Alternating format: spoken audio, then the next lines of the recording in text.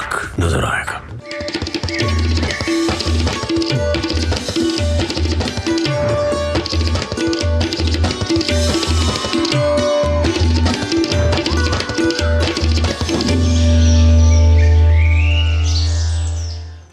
नमस्कार, एक नई सुबह की शुरुआत के साथ हम हाजिर हैं नए तेवर नए कलेवर के साथ। नया सवेरा के इस विशेष अंक को लेकर होंगी कई महत्वपूर्ण और बड़ी खबरों पर नजर। मैं हूं शहला निगार और मेरे साथ है मेरी सहयोगी कृतिका।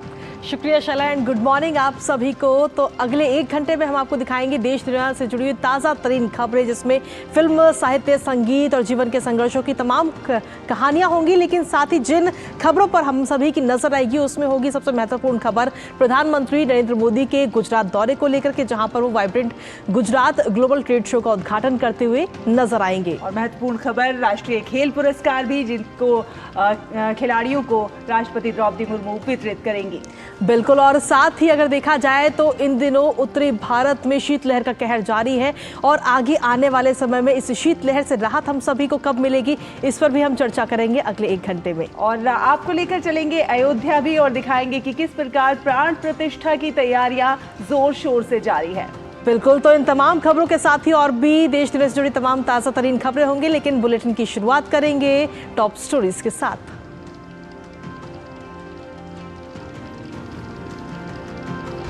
प्रधानमंत्री नरेंद्र मोदी आज गांधीनगर में vibrant Gujarat global trade show का करेंगे शुभारंभ। प्रधानमंत्री बुधवार को वाइब्रेंट गुजरात ग्लोबल समिट के 10वें संस्करण का भी करेंगे उद्घाटन।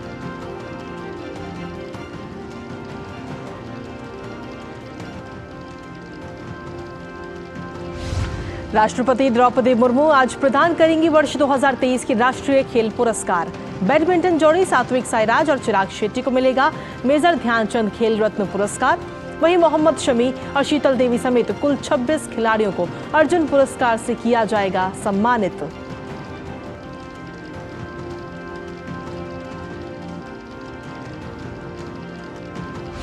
मुख्य चुनाव आयुक्त राजीव कुमार के नेतृत्व में चुनाव आयोग की टीम आंध्र प्रदेश के दौरे पर। राज्य में आगामी लोकसभा और विधानसभा चुनाव की तैयारियों की करेंगे समीक्षा।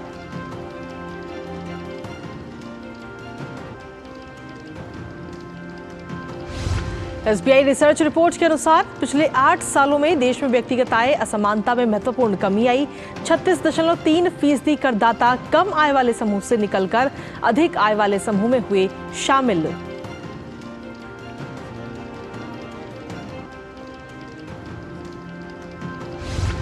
उत्तर भारत में सर्दी का सितम जारी। मौसम विभाग के अनुसार अभी जारी रहेगी शीतलहर। तमाम राज्यों में कोहरे के चलते सामान्य जनजीवन प्रभावित।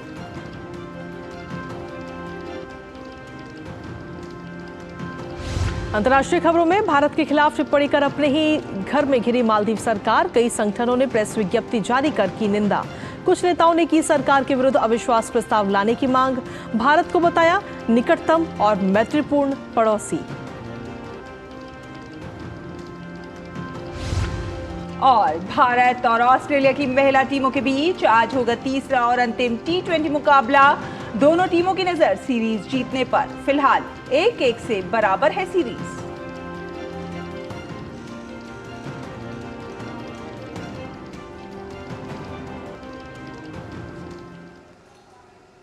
और चलिए नया सवेरा में आगे बढ़ते हैं और सबसे पहले बात करते हैं देश भर से जुड़ी कुछ खास और अहम खबरों की।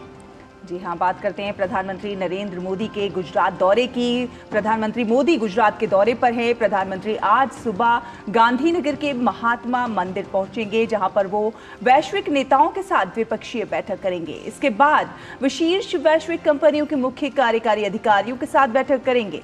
पीएम मोदी आज दोपहर में vibrant Gujarat global trade show का उद्घाटन करेंगे। प्रधानमंत्री नरेंद्र मोदी 10 जनवरी की सुबह गांधीनगर के महात्मा मंदिर में वाइब्रेंट गुजरात ग्लोबल समिट 2024 का उद्घाटन करेंगे। इसके बाद वो शीर्ष वैश्विक कंपनियों के मुख्य कार्यकारी अधिकारियों के साथ बैठक करेंगे। बाद में प्रधानमंत्री गिफ्ट सिटी जाएंगे, जहां पर शाम को वो ग्लोबल फिनटेक लीडरशिप फोरम में व्यापार जगत के प्रमुख लोगों के साथ चर्चा करेंगे। गांधीनगर में 10 से 12 जनवरी तक 10वें वाइब्रेंट गुजरात ग्लोबल समिट का आयोजन किया जा रहा है। शिखर सम्मेलन में विषय है गेटवे टू द फ्यूचर, यानी भविष्य का द्वार। इस सम्मेलन में 34 भागीदार देश हैं और 16 भागीदार संगठन भाग ले रहे हैं। और मेघना देव गांधीनगर से हमारे साथ जुड़ गई हैं इसी पर ज्यादा जानकारी के साथ। मेघना, सुप्रभात। अगर हम बात करते हैं देखिए थीम की, तो थीम बहुत कुछ अपने आप में कह रहा है। ये जो पूरा आज का कार्यक्रम है प्रधानमंत्री का, काफी आज का भी व्यस्त कार्यक्रम है। कुछ तो आज के कार्यक्रम के बारे में बताइए, साथ ही ये भी बताइए कि कितना महत्वपूर्ण है ये समिट और ये शो। देखिए, आज क्योंकि जो बायलैटरल हैं उनके होने की संभावना, तो अहम बात कल रात रिमोट और आज एक बायलैटरल और के एक और बात किया जा सकता है मोजाम्बिक के प्रेसिडेंट के साथ जो आज होने वाला है, और जो आज दूसरी बात ऐसी गुजरात का ग्लोबल स्टेट जो है उसको उद्घाटन करते हैं। और उसके बाद यूएई प्रेसिडेंट है वो अहमदाबाद करते हैं ट्वीट के माध्यम से इस बात जाहिर की बहुत स्पेशल होने वाला है, क्योंकि दो यूएई के राष्ट्रपति आने वाले हैं वाइब्रेंट गुजरात के लिए। दूसरी बात यहाँ पर ये भी देखिए अहम है, क्योंकि यूएई बहुत बड़ा इन्वेस्टर रहा है गुजरात में और पूरे भारत के भारत तो सभी राज्यों। बिल्कुल मेघना, कहीं ना कहीं नजर हम सभी के इस पूरे कार्यक्रम पर रहेगी। फिलहाल बहुत बहुत शुक्रिया मेघना, तमाम जानकारी और अपडेट्स हम तक पहुंचाने के लिए। और इसी के साथ चलिए अब खबरों में आगे बढ़ेंगे और अगली खबर का रुख कर लेते हैं, जहां पर राष्ट्रपति द्रौपदी मुर्मू आज राष्ट्रपति भवन में साल 2023 के राष्ट्रीय खेल पुरस्कार प्रदान करती हुई नजर आएंगी। और इस दौरान भारत की स्टार बैडमिंटन जोड़ी सात्विक साईराज और चिराग शेट्टी को साल 2023 के लिए मेजर ध्यानचंद खेल रत्न पुरस्कार दिया जाएगा। मेजर ध्यानचंद खेल रत्न पुरस्कार दरअसल किसी खिलाड़ी द्वारा पिछले 4 सालों की अवधि में खेल के क्षेत्र में शानदार और उत्कृष्ट प्रदर्शन के लिए दिया जाता है। वहीं जबकि वनडे क्रिकेट विश्व कप में शानदार प्रदर्शन करने वाले क्रिकेटर मोहम्मद शमी और पैरा एशियाई खेलों की चैंपियन तीरंदाज शीतल देवी समेत कुल 26 खिलाड़ियों को अर्जुन पुरस्कार से भी सम्मानित किया जाएगा।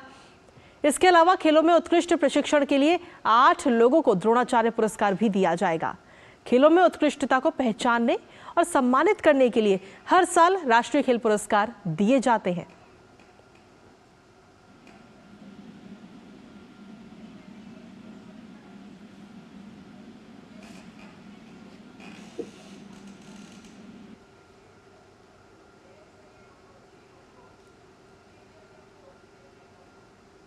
और राष्ट्रीय खेल पुरस्कार के लिए चुने जाने पर खिलाड़ियों ने अपनी अपनी खुशी भी जाहिर की है। खिलाड़ियों का मानना है कि उनकी कड़ी मेहनत का नतीजा है। साथ ही साथ खिलाड़ियों ने सरकार द्वारा मिल रही सुविधाओं की भी तारीफ की है और कहा है कि आने वाले समय में विश्व स्तर पर भारतीय खिलाड़ियों के प्रदर्शन और भी अच्छा होगा। स्पोर्ट्स को आपको देखने को मिल रहा है, क्योंकि आप कंपेयर कीजिए ना कि हमारी पहले फैसिलिटीज़ कैसी थी, अभी कैसी हैं। पहले प्लेयर्स हमारे गोल्ड मेडल कितने लाते थे, अभी कितने लाते हैं, तो वो सारी चीज़ें चेंजेस आपको भी दिख रहे हैं। और जहाँ तक पब्लिक का सवाल है, जहाँ तक यंगस्टर्स का सवाल है, वो भी बढ़ चढ़ कर हिस्सा ले रहे हैं, वो भी पार्टिसिपेट कर रहे हैं टीम कॉम्पिटिशन्स में। तो चेंजेस बहुत हैं। और मेरा मानना ये है कि जितना आगे हम जाएंगे, जितना हम जैसे हम अपना यूथ देखते चले आ रहे हैं, जो यंगस्टर्स हैं काफ़ी टैलेंटेड हैं, और भी हमें प्लेयर्स मिलेंगे, तो मुझे लगता है कि इंडिया का और ज़्यादा नाम रोशन होगा, क्योंकि बहुत सारे प्लेयर्स, बहुत सारा टैलेंट अभी आना बाकी है। जो मतलब ये अर्जुन अवार्ड है, ये एथलीट का मतलब सबसे बड़ा अवार्ड होता है, तो बड़ा अच्छा लग रहा है कि मुझे अर्जुन अवार्ड मिल रहा है। और मतलब कि इतना स्ट्रगल लाइफ में क्या है, शुरू में तो हर एक एथलीट के साथ होता है। एक साइड टॉप्स है तो वो हमें बाहर प्रैक्टिस के लिए भेजते हैं, जो आउट ऑफ कंट्री जाते हैं, तो उस चीज़ से हमें बहुत ज़्यादा बेनिफिट मिल रहा है। तो उसी के कारण है कि आज एथलेटिक्स इतना अच्छा कर रहा है। और एथलेटिक्स नहीं, मुझे लगता है हर गेम ही अच्छा कर रहा है। अभी इतने एशियन गेम्स में मेडल आए हैं, पहली बार इतने मेडल आए हैं एशियन गेम्स में, तो जो फैसिलिटी वगैरह है वो बहुत अच्छी मिल रही है हमें। such a prestigious award. Like there are so many great sports persons who have received this award. So I'm very happy that I'm going to receive it. This year I have candidates coming up in Canada. I'm looking forward to the event and I want to win the tournament. Yeah. Anand sir has always been my inspiration. Like ever since I started playing chess, so he always will be. And I also admire my brother Pragnananda.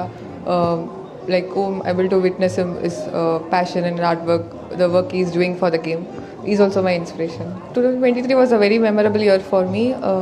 Completing the Grandmaster title or winning the Women Grand Swiss. I think both of them together are my favorite.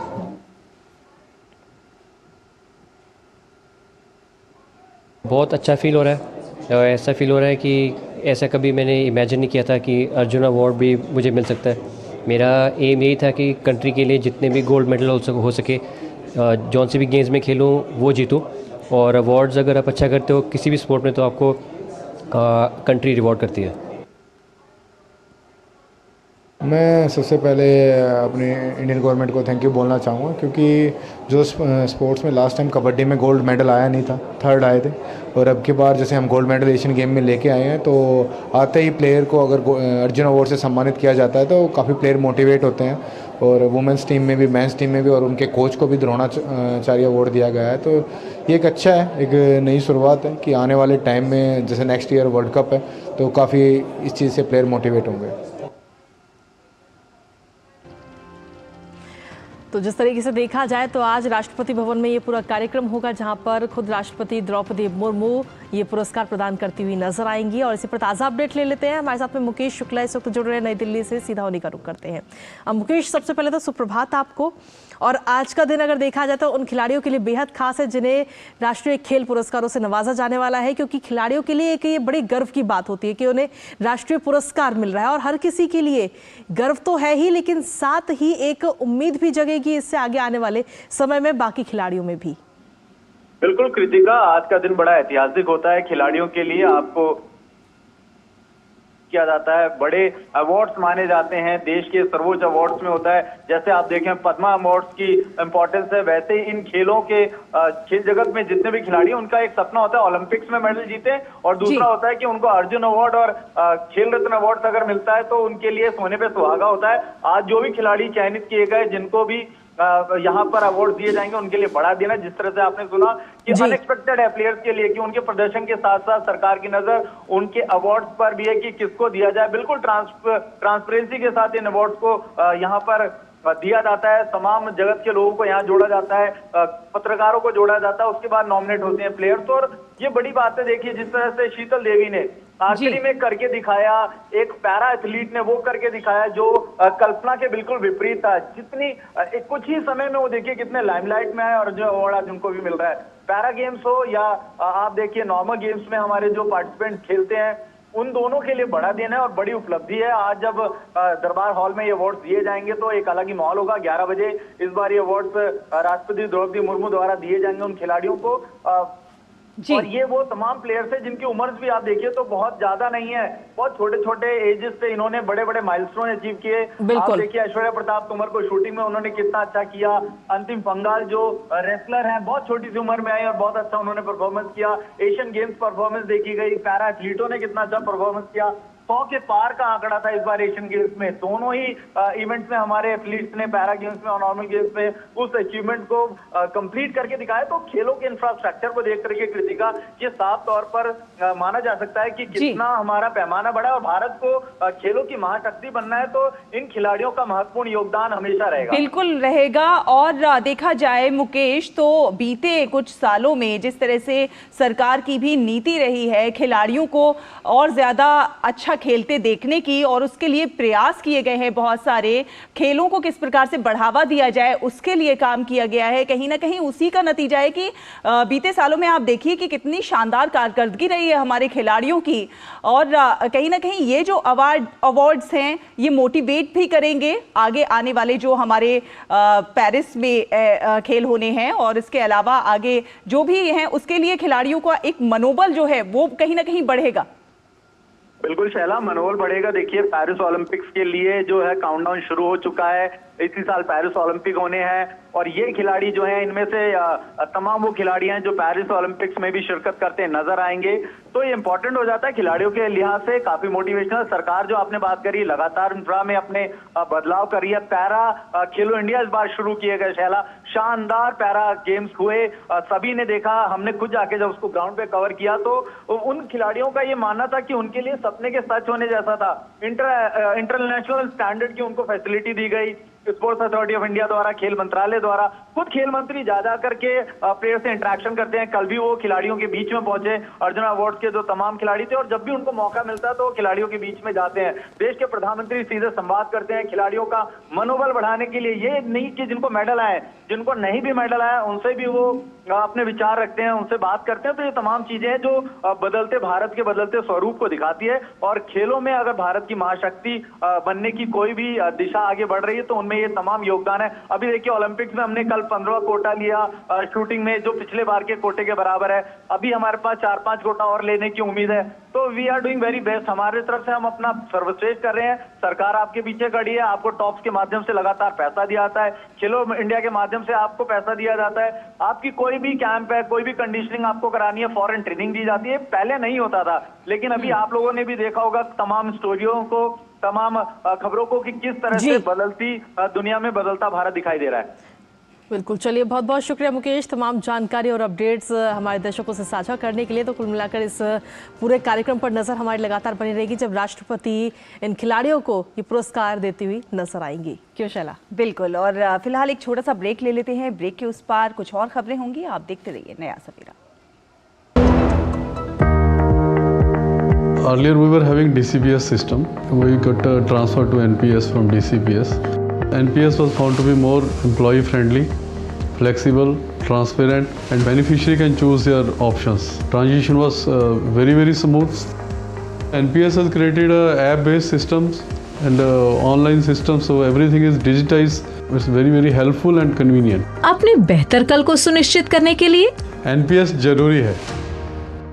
TB हारेगा, देश जीतेगा। कितने हसीन सपने हैं इन नन्ही आंखों में, चेहरे पे वो मुस्कान, खुला आसमान और उसमें उड़ती पतंग। इस पतंग को नहीं कटने देंगे हम, इस मुस्कान को एक खुशी बनाएंगे हम। एक सपना खुली आंखों से हमने देखा है, फिर से एकजुट हो जाएंगे हौसले। टीबी मुक्त भारत बनाएंगे, to help India be TB free by 2025।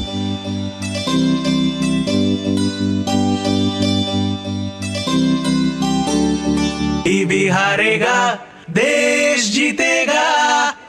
Sir berry pulao try करो, मस्त है। कैसा है? अरे उसको काहे को घुरता है, टिप्स इग्नोर करने का, अपना दिमाग लगाकर ऑर्डर देने का।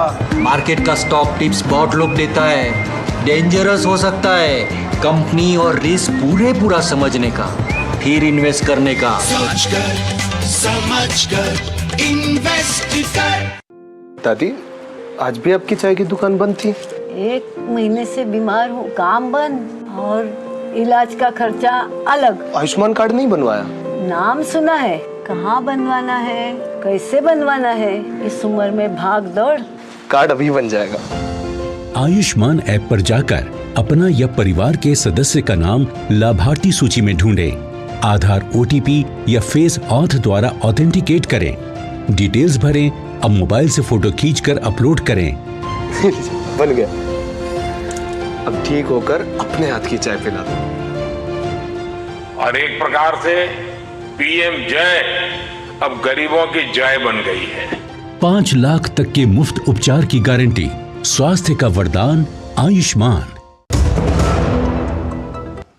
के बाद स्वागत है आपका, आप देख रहे हैं नया सवेरा। बिल्कुल, इसी के साथ करते हैं अगली खबर का रुख, जहां आपको बता दें कि आंध्र प्रदेश में आगामी लोकसभा और विधानसभा चुनावों की तैयारियों की समीक्षा के लिए मुख्य निर्वाचन आयुक्त राजीव कुमार के नेतृत्व में चुनाव आयोग की टीम राज्य के दौरे पर है।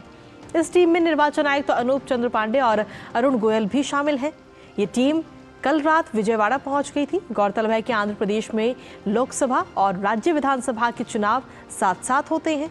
ऐसे में राज्य में चुनाव की तैयारियां सही दिशा में हो और ज्यादा से ज्यादा मतदाताओं को मतदान केंद्र तक लाया जाए, ये निर्वाचन आयोग की कोशिश होती है। अपने आंध्र प्रदेश के दौरे पर निर्वाचन आयोग की ये टीम विभिन्न राजनीतिक दलों के साथ मुलाकात कर उनके सुझाव और विचारों को भी जानेगी। इसके साथ ही कानून व्यवस्था की तैयारियों की समीक्षा के लिए राज्य प्रशासन और पुलिस आला अधिकारियों के साथ भी बैठकें होनी हैं। और असम के राज्यपाल गुलाब चंद कटारिया और केंद्रीय राज्य मंत्री डॉक्टर जितेंद्र सिंह आज गुवाहाटी में ई गवर्नेंस पर 2 दिवसीय क्षेत्रीय सम्मेलन का उद्घाटन करेंगे। डिजिटल परिवर्तन के माध्यम से लोगों को सशक्त बनाकर प्रधानमंत्री के सुशासन के दृष्टिकोण को लागू करने के उद्देश्य से DARPG द्वारा 2 दिवसीय सम्मेलन का आयोजन हो रहा है। इस सम्मेलन में 8 पूर्वोत्तर राज्य और पूर्वी क्षेत्र के 4 राज्य शामिल हैं। इस क्षेत्रीय सम्मेलन में विभिन्न विषयों पर 7 सत्र होंगे। इस सम्मेलन का मुख्य उद्देश्य सार्वजनिक प्रशासन में नवाचारों के अनुभव साझा करने, जीवन की गुणवत्ता में सुधार के लिए भविष्य के सार्वजनिक समाधान में बदलाव, सुशासन, ई गवर्नेंस, डिजिटल गवर्नेंस आदि के लिए राष्ट्रीय और राज्य स्तर के सार्वजनिक प्रशासन संगठनों को एक मंच पर लेकर आना है।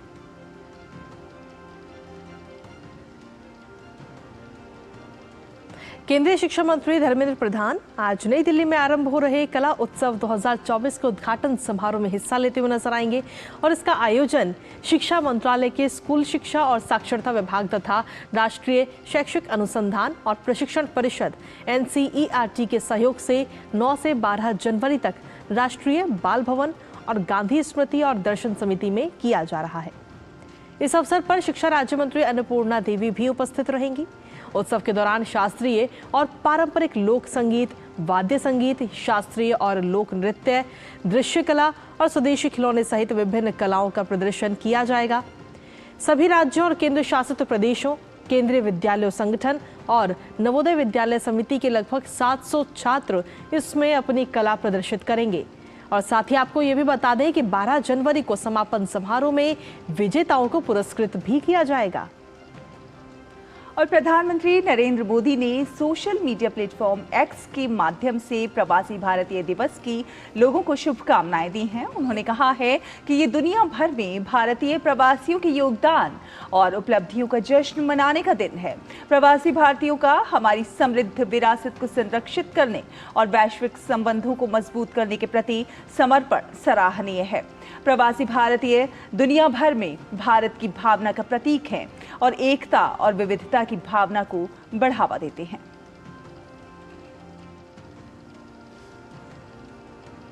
और खबरों का सिलसिला DD न्यूज पर यूं ही लगातार जारी है। नया सवेरा में फिलहाल वक्त एक छोटे से ब्रेक का है। अब बने रहिए हमारे साथ, जल्द हाजिर होते हैं। सर, आप बहुत लकी हैं कि आपके बेटे ने हेल्थ इंश्योरेंस और बाकी सारी फॉर्मेलिटीज टाइम से पूरी कर दी है। अब आप घर जा सकते हैं। मेरा बेटा? तो फिर आप? पॉलिसी बाजार। क्लेम के टाइम पे हमेशा आपकी हेल्प को तैयार। पॉलिसी बाजार, 1 करोड़ का हेल्थ इंश्योरेंस सिर्फ 390 रुपए महीने से शुरू। रिटायरमेंट पे कोई सोचता ही नहीं है, सोचता कभी 50 की उम्र में आकर। और एक ऐसा तबका जो रिटायरमेंट के बारे में आज भी बिल्कुल नहीं सोचता, वो है औरतें। औरतें कमा के भी वनरेबल हैं। पैसा कमाती हैं, घर पे दे देती हैं और 1-1 रुपए को मांगती हैं। सो NPS एक इक्वालिटी ला रहा है कि भाई चाहे वो आदमी है, चाहे वो औरत है, चाहे वो ट्रांसजेंडर है, चाहे वो अदर जेंडर है, हम सब एक बराबर प्लेटफॉर्म पे हैं। अपने बेहतर कल को सुनिश्चित करने के लिए NPS जरूरी है।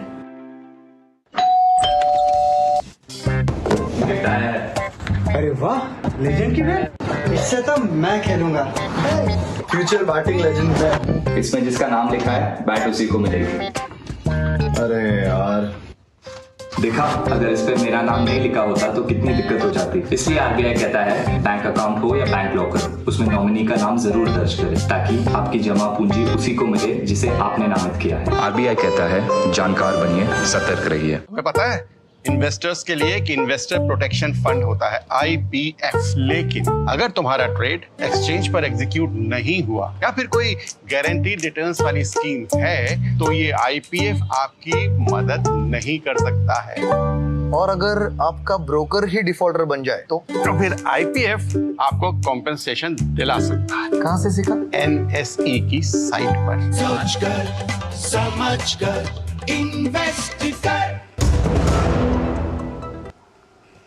ब्रेक के बाद स्वागत है आपका। आप देख रहे हैं नया सवेरा और चलिए अब आपको लेकर चलते हैं राम की नगरी अयोध्या में।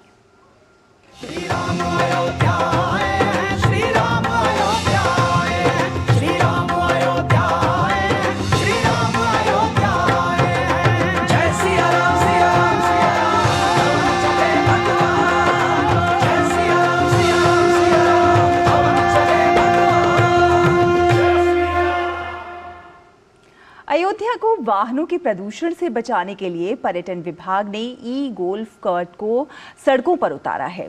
अयोध्या आ रहे श्रद्धालु गोल्फ कार्ट में श्री राम नगरी के प्रमुख स्थानों के दर्शन कर सकते हैं।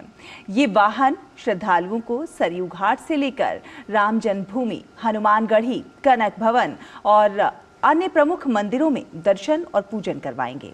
गोल्फ कार्ट में 100 रुपए देकर श्रद्धालु और यात्री यात्रा कर सकेंगे। अयोध्या में गोल्फ कार्ट किस तरह से श्रद्धालुओं को पसंद आ रहा है, आपको दिखाते हैं इस रिपोर्ट के जरिए।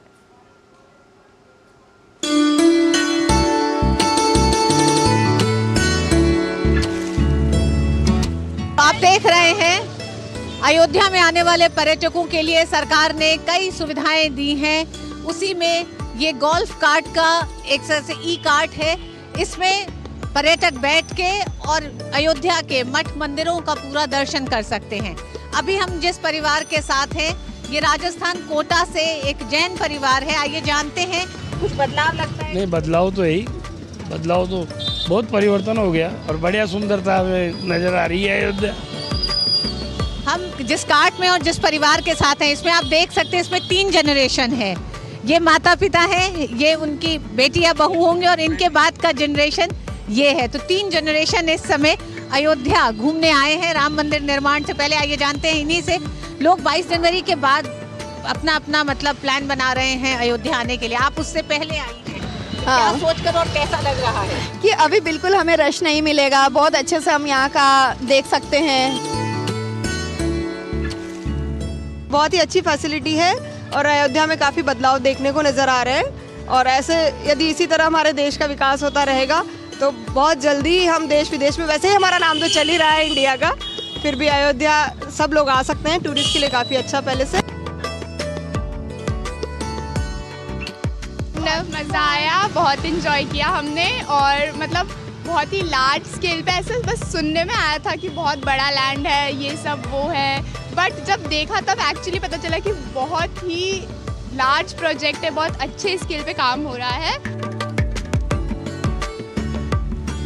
अयोध्या आने से पहले ये सोचा था कि माता पिता के साथ जब घूमना पड़ेगा पूरा अयोध्या तो खूब पैदल चलना पड़ेगा, खूब थकेंगे, क्या ऐसा? नहीं, हमने ऐसा बिल्कुल नहीं सोचा था क्योंकि हम अभी हमारे सम्मेत शिखर जी की यात्रा करके आ रहे तो हम वहाँ पे 30 किलोमीटर्स अप्रॉक्सीमेटली पैदल चल रहे, तो हम बिल्कुल रेडी थे इस चीज़ के लिए कि हम पैदल चलने को तैयार हैं अयोध्या में और हम राम मंदिर घूमेंगे।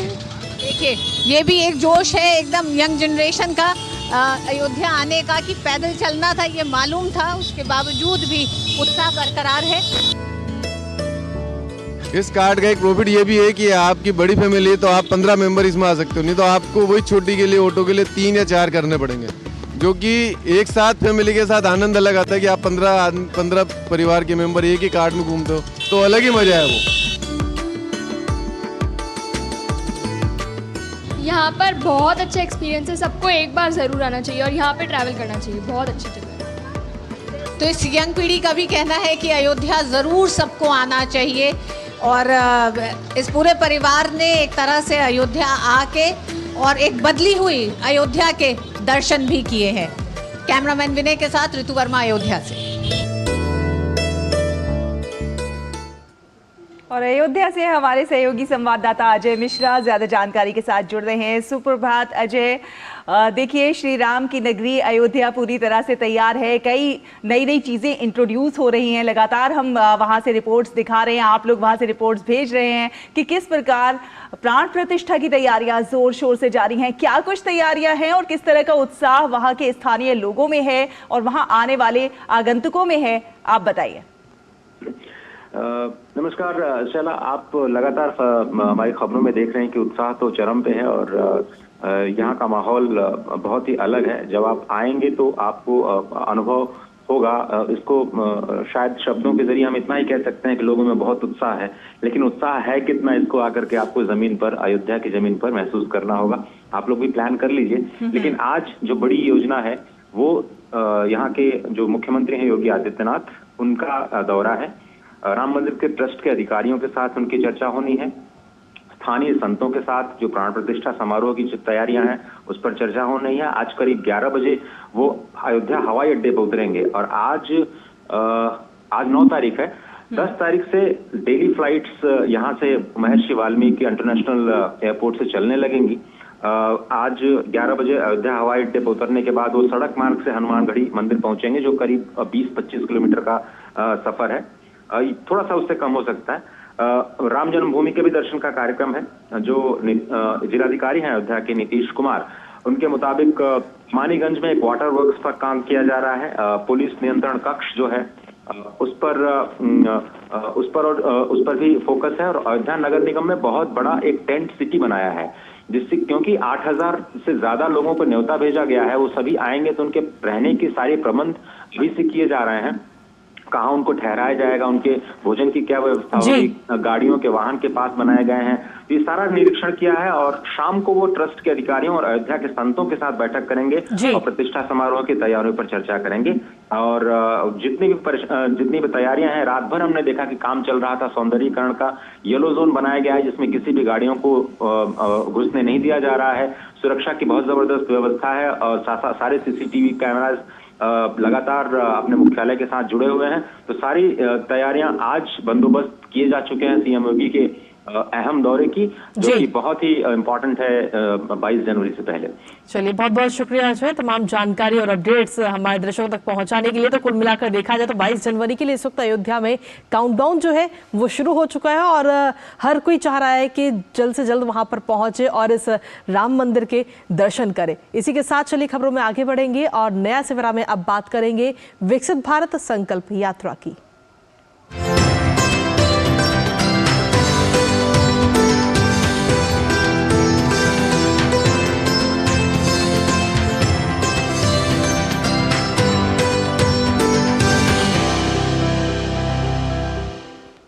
तो विकसित भारत संकल्प यात्रा के तहत झारखंड के सिमडेगा जिले के ठेठई टांगर प्रखंड के दुमकी और ताराबोगा पंचायत में कार्यक्रम का आयोजन हुआ और इस कार्यक्रम को लेकर लोगों में भी काफी उत्साह दिखा। आइए देखते हैं इस रिपोर्ट के जरिए।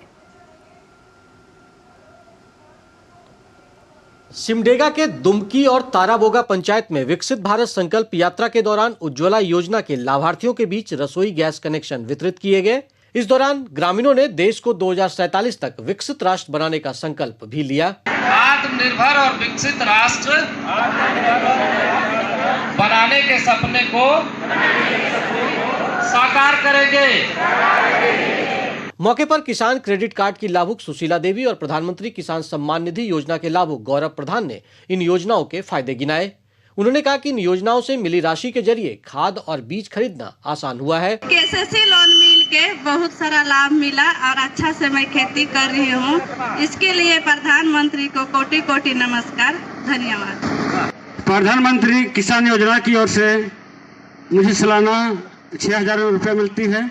इसके तहत मैं प्रधानमंत्री को कोटि कोटि धन्यवाद देता हूँ। मौके पर किसान संतलाल ने पीएम किसान सम्मान निधि योजना के लिए प्रधानमंत्री को धन्यवाद दिया और कहा कि यह योजना छोटे किसानों को साहूकारों से मुक्ति दिलाने में सफल हुई है। मौके पर वृद्धा पेंशन के लाभुकों ने भी इसके फायदे बताए। मुझे पीएम किसान से 6000 रुपया मेरे खाते में हर साल प्रधानमंत्री जी देते हैं। उसके लिए मैं प्रधानमंत्री नरेंद्र मोदी जी को धन्यवाद देता हूँ। वृद्धा पेंशन बीते साल से मिला थे और वो पेंशन मिल के मैं मोर जीविका अच्छा से चला थे। विकसित भारत संकल्प यात्रा को लेकर लगातार ग्रामीणों में उत्साह देखने को मिल रहा है। यहाँ मौजूद लोगों को एलईडी वैन के जरिए केंद्र सरकार की योजनाओं की जानकारी भी दी गई। सिमडेगा से मनोज सिन्हा के साथ मैं दिवाकर कुमार। और कृतिका, आगे बढ़ने से पहले एक नजर अब तक की सुर्खियों पर डाल लेते हैं। प्रधानमंत्री नरेंद्र मोदी आज गांधीनगर में vibrant Gujarat global trade show का करेंगे शुभारंभ। प्रधानमंत्री बुधवार को वाइब्रेंट गुजरात ग्लोबल समिट के 10वें संस्करण का भी करेंगे उद्घाटन।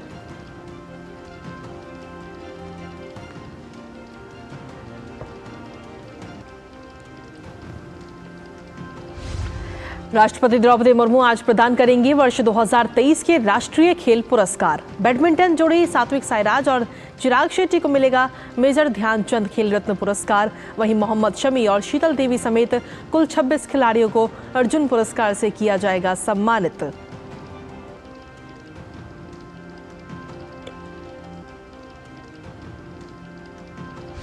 मुख्य चुनाव आयुक्त राजीव कुमार के नेतृत्व में चुनाव आयोग की टीम आंध्र प्रदेश के दौरे पर राज्य में आगामी लोकसभा और विधानसभा चुनाव की तैयारियों की करेंगे समीक्षा।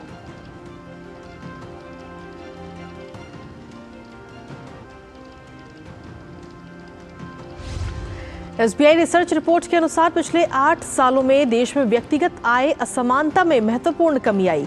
36.3% करदाता कम आय वाले समूह से निकलकर अधिक आय वाले समूह में हुए शामिल।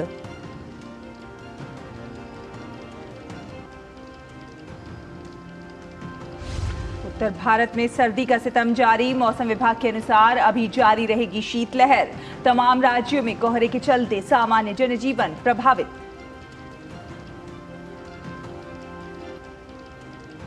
अंतर्राष्ट्रीय खबरों में भारत के खिलाफ टिप्पणी कर अपने ही घर में घिरी मालदीव सरकार। कई संगठनों ने प्रेस विज्ञप्ति जारी कर की निंदा। कुछ नेताओं ने की सरकार के विरुद्ध अविश्वास प्रस्ताव लाने की मांग। भारत को बताया निकटतम और मैत्रीपूर्ण पड़ोसी। और भारत और ऑस्ट्रेलिया की महिला टीमों के बीच आज होगा तीसरा और अंतिम T20 मुकाबला। दोनों टीमों की नजर सीरीज जीतने पर। फिलहाल 1-1 से बराबर है सीरीज।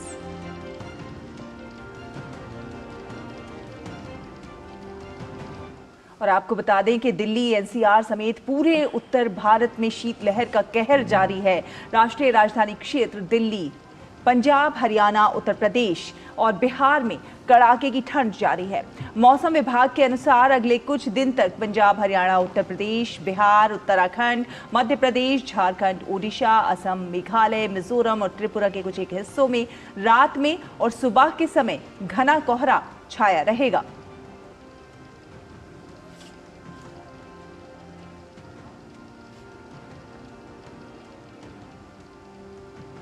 वहीं राष्ट्रीय राजधानी दिल्ली सहित पूरा उत्तर भारत भीषण ठंड की चपेट में है और घने कोहरे की मार से देश भर में ट्रेन सेवाएं भी प्रभावित हो रही हैं। सुबह के समय विजिबिलिटी ना के बराबर है।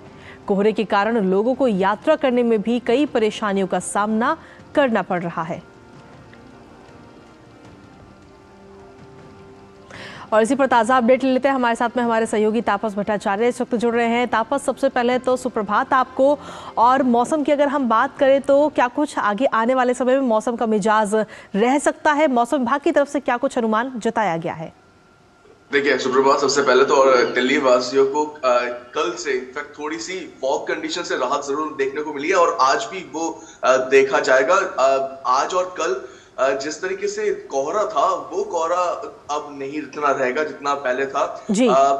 लेकिन एक जो समस्या हो सकती है कि बारिश हो सकती है क्योंकि एक वेस्टर्न डिस्टर्बेंस आ चुका है और इस वजह से ऑलरेडी यूपी और हरियाणा के कुछ हिस्सों में, राजस्थान के भी कुछ हिस्सों में एनसीआर के तरफ बारिश हो रही है और एक्सपेक्ट कर रहे हैं कि दिल्ली और आसपास के इलाकों में भी ये बारिश हो सकती है। ये आज और कल तक की ये अनुमान है और इससे जो मिनिमम टेम्परेचर है इस वक्त, जैसे आज सुबह भी करीब 9 डिग्री का करीब था, 5:30 के करीब, 5:30 बजे के करीब, 8:30 बजे मिनिमम टेम्परेचर आता है। तो हम एक्सपेक्ट कर रहे हैं कि वो जैसे कल 5 के करीब था, आज भी करीब 6 के आसपास होगा। तो मिनिमम टेम्परेचर में कमी देखी जा सकती है और इस वजह से ठंड तो रहेगा, लेकिन हाँ जो गहरा एक तरह से कोहरा था उससे जरूर दिल्ली वासियों को निजात मिल सकती है।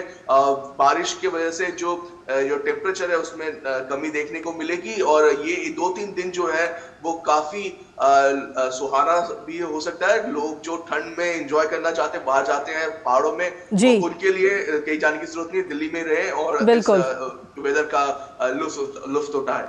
बिल्कुल इस मौसम का लुत्फ उठाएं और कोहरे और इससे थोड़ी सी निजात मिलने की ज़रूर उम्मीद है। बहुत बहुत धन्यवाद तापस हमारे साथ जुड़ने के लिए, दर्शकों से ये अपडेट साझा करने के लिए। और इसी के साथ चलिए अब अगली खबर का भी रुख कर लेते हैं, जहां आपको बता दें मौसम से ही जुड़ी अगली खबर भी है। तमिलनाडु में बारिश के कहर से कई इलाके इन दिनों जलमग्न हो गए हैं। मौसम विभाग के मुताबिक अभी तमिलनाडु को बारिश के कहर से राहत मिलने की फिलहाल उम्मीद नहीं है। वहीं मौसम विभाग ने अलग अलग स्थानों पर भारी बारिश होने की भी संभावना जताई है। आज दक्षिण तमिलनाडु में कई स्थानों पर और उत्तरी तमिलनाडु में कुछ स्थानों पर गरज और बिजली गिरने के साथ ही हल्की से मध्यम बारिश होने की भी संभावना है। वहीं तमिलनाडु के रामनाथपुरम, थूथुकुडी, तिरुनेलवेली और कन्याकुमारी जिलों में अलग अलग स्थानों पर भारी बारिश होने की भी संभावना है। वहीं तमिलनाडु के मयिलादुथुराई में भारी बारिश के कारण वैथीश्वरन मंदिर का परिसर भी जलमग्न हो गया। रितेश चेन्नई से हमारे साथ जुड़ गए हैं ज्यादा अपडेट्स के साथ। रितेश, इस समय की अगर हम बात करें तो अभी क्या कुछ ताजा अपडेट है? क्या स्थिति में कुछ थोड़ा बहुत सुधार देखने को मिल रहा है? फिलहाल स्थिति में सुधार अभी चेन्नई में देखने को मिल रहा है, क्योंकि चेन्नई में जो है शनिवार से और रविवार को तो खास तौर पर काफी मतलब पूरा दिन रविवार को यहाँ बारिश होती रही है, सुबह से लेकर के शाम तक। और मंडे मतलब सोमवार की सुबह सुबह जो है दोपहर तक काफी बारिश होती रही, रुक करके कभी धीमी कभी तेज। उसके कारण जो है स्कूल विभाग ने कलेक्ट्रेट ऑफिस जी स्कूल विभाग ने स्कूलों को बंद करने का आदेश दे दिया था। और मतलब कल दोपहर के बाद से मैं देखूं तो मौसम काफी सामान्य हो गया है। चेन्नई और उसके आसपास के इलाकों की बात मैं कह रहा हूं, लेकिन कई ऐसे इलाके हैं जहां अभी भी बारिश हो रही है। और यहाँ के मौसम विभाग ने अगले 7 दिनों का मौसम का जो है जी पूर्वानुमान जारी किया है, जिसमें उन्होंने कई जगहों पर भारी बारिश, कहीं से कुछ बारिश जी बादल गरजने के साथ और तेज बारिश होने की आशंका जताई है। जो विरुद्धनगर, करिकल और पुडुचेरी के आसपास के इलाकों में है, वहाँ काफी भारी बारिश की आशंका जताई जी गई है मौसम विभाग की तरफ से। अब जहां तक आपने कहा कि जलमग्न होने की समस्या, तो यहाँ पे चेन्नई में हूँ, मैंने ये हमेशा से देखा है और ये पता नहीं कब सुधार में आएगा। और ये समस्या केवल चेन्नई महानगर की या तमिलनाडु की नहीं है, मैंने ये समस्या हर जगह मैं देखता आया हूँ। मुंबई हो, चेन्नई हो, थोड़ी सी बारिश होगी सड़कों पर पानी जमा हो जाए। चलिए बहुत बहुत जी नहीं है और इसी कारण सड़कें जलमग्न हो जाती हैं, ट्रैफिक बिल्कुल बाधित हो जाता है और लोगों को काफी परेशानियों का सामना करना पड़ता है। ठीक है, चलिए बहुत बहुत शुक्रिया रितेश, तमाम जानकारी और अपडेट्स हम तक साझा करने के लिए, हमारे दर्शकों तक पहुंचाने के लिए। और फिलहाल एक छोटा सा ब्रेक के उस पार कुछ और खबरें आप देखते रहिए DD news. NPS is a mode of creating post-retirement corpus having 2 basic characters in it with its hand: disciplined saving and vigilant investment. अगर ये दोनों उसके क्राइटेरियाज मीट आउट होते हैं तो रिटायरमेंट कॉर्पस को पैदा करने के लिए इससे बढ़िया तरीका जो सिंपलेस्ट मोड में है वो और कोई अवेलेबल नहीं है। अपने बेहतर कल को सुनिश्चित करने के लिए NPS जरूरी है। सर बेरी पुलाव ट्राई करो, मस्त है। कैसा है? अरे उसको काहे को घूरता है? टिप्स इग्नोर करने का, अपना दिमाग लगाकर ऑर्डर देने का। मार्केट का स्टॉक टिप्स बहुत लोग देता है, डेंजरस हो सकता है। कंपनी और रिस्क पूरा समझने का, फिर इन्वेस्ट करने का। सोच कर समझ कर इन्वेस्ट कर। मोदी सरकार की गारंटी, हर घर पहुंचेगा नल से जल। अब तक 13.5 करोड़ से अधिक नल कनेक्शन। हमारा संकल्प विकसित भारत।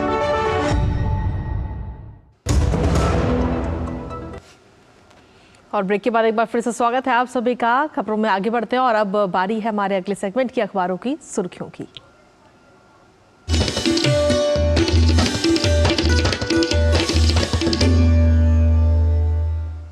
तो अखबारों की सुर्खियां जानने के लिए चलिए आपको लिए चलते हैं सीधे न्यूज़ रूम में मौजूद है हमारी सहयोगी संध्या शर्मा। संध्या, क्या लेकर आई हैं आज आप अखबारों की सुर्खियों में? जी शैला, अखबारों की सुर्खियों के हमारे इस खास सेगमेंट की शुरुआत कर लेते हैं अंतर्राष्ट्रीय खबर के साथ। दरअसल मालदीव के मंत्रियों द्वारा भारत के प्रधानमंत्री नरेंद्र मोदी पर की गई आपत्तिजनक टिप्पणी को लेकर के भारत ने सख्त रुख अपनाया हुआ है और इसी कड़ी में कल विदेश मंत्रालय में मालदीव के राजदूत को तलब किया गया और इस पर सख्त चिंता जताते हुए कहा गया कि अब इन संबंधों को सुधारने के लिए मालदीव के राष्ट्रपति को आगे आना होगा। इस खबर को आज सभी अखबारों ने प्रमुखता के साथ पहले पेज पर प्रकाशित किया है। अगली खबर की बात करें तो ये है भारत के वायुसेना के विंग कमांडर अभिनंदन वर्धमान से जुड़ी हुई खबर। पुलवामा अटैक, हम सभी को याद है कि भारत ने किस तरह से अपना कड़ा रुख और अपनी कूटनीतिक जीत बताई थी और किस तरह से रुख अपनाया था प्रधानमंत्री नरेंद्र मोदी के नेतृत्व में। तो ये भी बताया गया है कि पाकिस्तान में जब उच्चायुक्त रहे थे अजय बिसारिया, उन्होंने अपनी एक पुस्तक प्रकाशित की और उस पुस्तक के हवाले से ही आज सभी अखबारों ने इस खबर को लिया है और बताया है कि जब भारत ने पाकिस्तान पर तान दी थी 9 मिसाइलें, किस तरह से भारत का रुख रहा था और किस तरह से आक्रामक कूटनीति को अपनाते हुए पाकिस्तान को घुटनों पर ला दिया था। तो आज इस अखबार को, इस पुस्तक के हवाले से सभी अखबारों ने खबर को लिया है। अगली खबर की बात करें तो ये है प्रधानमंत्री नरेंद्र मोदी ने कल विकसित भारत संकल्प यात्रा के 50 दिन पूरे होने पर लाभार्थियों से संवाद किया और उन्होंने स्पष्ट किया कि हम समाज में अंतिम पायदान पर खड़े व्यक्ति तक पहुंचे। इस खबर को आज सभी अखबारों ने लिया है।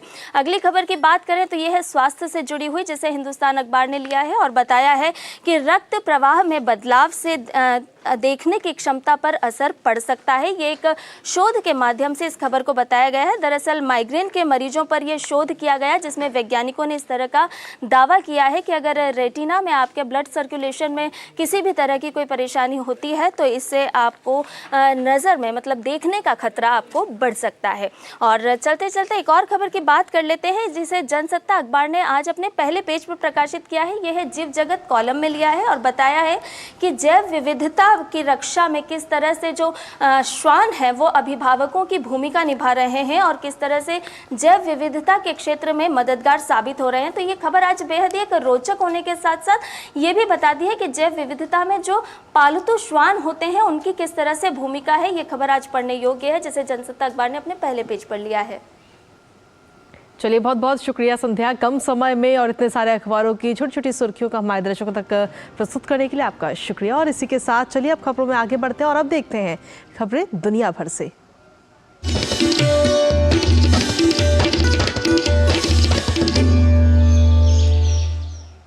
तो मालदीव के कई संगठनों ने भारत के साथ मालदीव के संबंध सकारात्मक रखने का आह्वान किया है। उन्होंने निलंबित उप मंत्रियों के सोशल मीडिया पोस्ट और टिप्पणियों को गैर जिम्मेदाराना बताया है। मालदीव के national boating association, Maldives association of tourism industry, national hotels and guest house association, Maldives association of travel agents and tour operators और association of travel agents of Maldives ने अपने बयान और विज्ञप्ति में मालदीव के निलंबित मंत्रियों मालशा शरीफ, मरियम शियोना और महजूम माजिद की निंदा की है। इन संगठनों ने कहा है कि भारत निकटतम और मैत्रीपूर्ण पड़ोसी देश है जिसने संकट के समय में सबसे पहले सहायता पहुंचाई है। उन्होंने कहा कि कोविड महामारी के बाद भी मालदीव को उबारने में भारत ने काफी मदद की। इस मुद्दे पर मालदीव सरकार पर दबाव बढ़ता जा रहा है। वहां कई नेताओं ने पूरी घटना को बेहद दुखद बताया है। कुछ नेताओं ने सरकार के विरुद्ध अविश्वास प्रस्ताव लाने सहित अन्य कार्रवाई की भी मांग की है। पूर्व उपराष्ट्रपति अहमद अदीब ने एक न्यूज चैनल को दिए गए अपने इंटरव्यू में कहा है कि सत्तारूढ़ पीएमसी पीपीएम गठबंधन में चरमपंथी तत्व मौजूद हैं। एमडीपी सांसद मिकाइल नसीम ने संसद से विदेश मंत्री मूसा जमीर और निलंबित मंत्रियों को पूछताछ के लिए बुलाने की मांग की है। और चलिए खबरों में आगे बढ़ते हुए अब बात करते हैं कारोबार जगत की खबरों की फटाफट अंदाज में।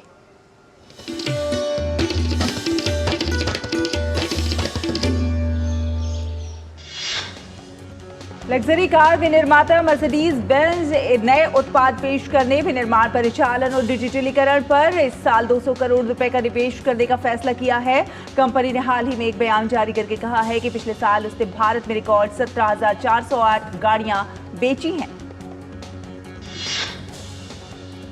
Oil and natural gas corporation ने बंगाल की खाड़ी में स्थित कृष्णा गोदावरी बेसिन में अपनी बहुप्रतीक्षित प्रमुख गहरे समुद्र परियोजना से तेल उत्पादन शुरू कर दिया है।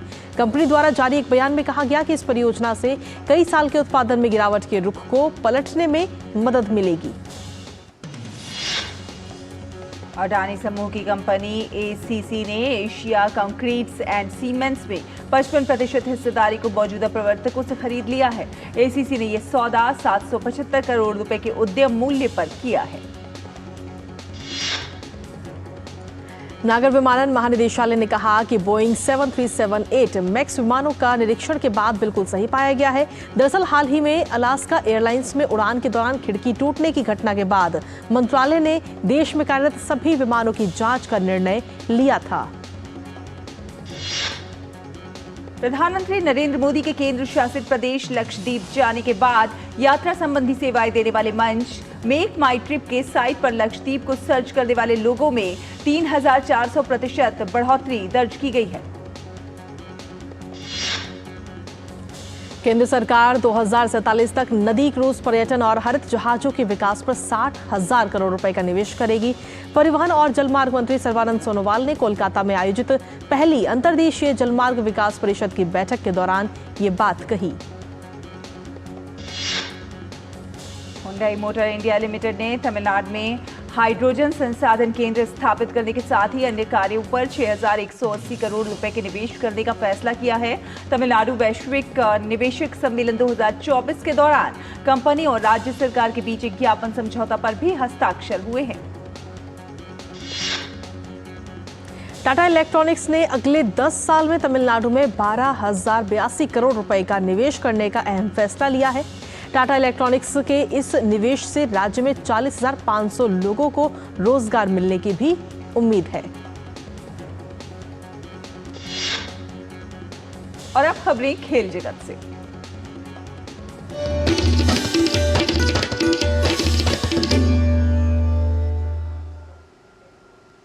भारत और ऑस्ट्रेलिया की महिला टीमों के बीच 3 T20 मैचों की सीरीज का तीसरा और अंतिम मुकाबला आज खेला जाएगा।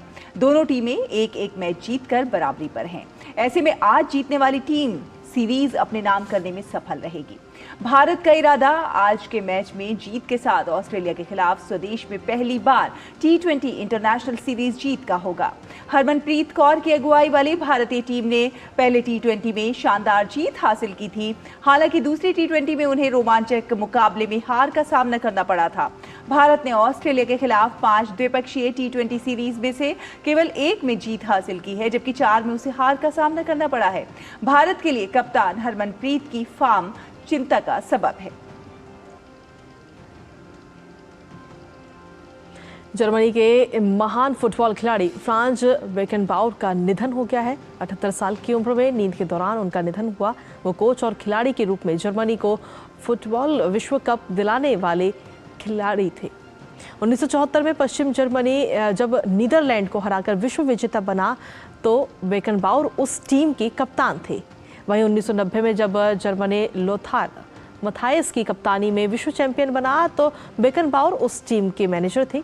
5 विश्व कप में बतौर फुटबॉलर और मैनेजर बेकनबाउर उतरे, जिसमें 4 में पश्चिम जर्मनी फाइनल में था और 2 बार विश्व विजेता भी बना। उन्होंने 1972 में पश्चिम जर्मनी के साथ यूरोपीय चैंपियनशिप भी जीती। खेल की खबरों के बाद चलिए अब बात करते हैं सिने जगत की।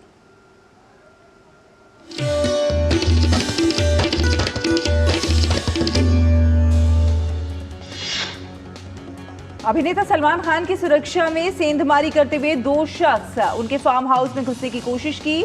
हालांकि सुरक्षाकर्मियों ने दोनों व्यक्ति को पकड़कर पुलिस के हवाले कर दिया। संदिग्धों के पास से फर्जी आधार कार्ड बरामद किया गया है। अभिनेत्री वाणी कपूर अजय देवगन के साथ फिल्म रेड 2 में स्क्रीन शेयर करती नजर आएंगी। अजय ने फिल्म के सेट से एक तस्वीर भी शेयर की है जिसमें वाणी भी नजर आ रही हैं। बता दें कि फिल्म 15 नवंबर को सिनेमाघरों में रिलीज की जाएगी। तेजा सर्जा की फिल्म हनुमान 12 जनवरी से सिनेमाघरों में दस्तक देने को तैयार है। हालांकि रिलीजिंग से पहले इसके निर्माताओं ने बड़ा ऐलान किया है। निर्माताओं ने घोषणा की है कि फिल्म के प्रत्येक टिकट पर मिलने वाली राशि में से 5 रुपए अयोध्या में बन रहे राम मंदिर निर्माण के लिए दिए जाएंगे। Talk show coffee with Karan season 8 के नए एपिसोड में अभिनेत्री नीतू सिंह और जीनत अमान साथ नजर आएंगी। हाल ही में दोनों मेहमानों के साथ आने वाली एपिसोड का प्रोमो जारी किया गया है। रियलिटी शो बिग बॉस 17 अब अपने अंतिम पड़ाव की ओर है। सलमान खान ने हाल ही में शो को लेकर एक अपडेट देते हुए कहा कि सीजन 17 का फिनाले 28 जनवरी को आयोजित किया जाएगा। दक्षिण भारतीय फिल्मों के मशहूर अभिनेता महेश बाबू की बहुप्रतीक्षित फिल्म गुंटूर करम का ट्रेलर जारी कर दिया गया है। रिलीजिंग से महज 24 घंटे के अंदर यूट्यूब पर ट्रेलर को लगभग 3 करोड़ लोग देख चुके हैं। अभिनेता अमिताभ बच्चन ने पर्यटकों से लक्षद्वीप और अंडमान के खूबसूरत स्थलों के भ्रमण करने के लिए उन्हें प्रोत्साहित किया है। एक पोस्ट में अमिताभ बच्चन ने लिखा है कि मैं कई बार दोनों जगहों पर गया हूं, वहां के नज़ारे वाकई अद्भुत हैं।